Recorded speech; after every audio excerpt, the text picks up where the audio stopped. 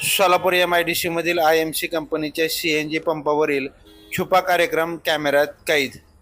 सोलापूर येथील MIDC मधील IMC कंपनीच्या CNG पंपावर कायम गर्दी असते।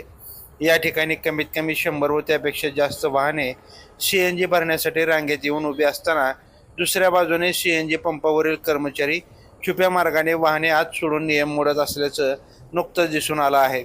अनेक वाहने CNG भरण्यासाठी उभे असताना अशा प्रकारे बाहेर जाण्याच्या मार्गावर पंपावरचे कर्मचारी काही वाहनांना ओळखीचा फायदा घेत प्रवेश देत असल्याचं दिसून आलं आहे।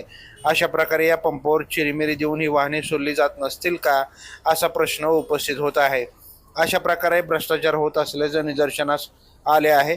अशा गोष्टींना आळा घालून नियमाने व रांगेत येणाऱ्या वाहनधारकांना न्याय मिळेल का व याची सखोल चौकशी होईल का असा सवाल उपस्थित होत आहे।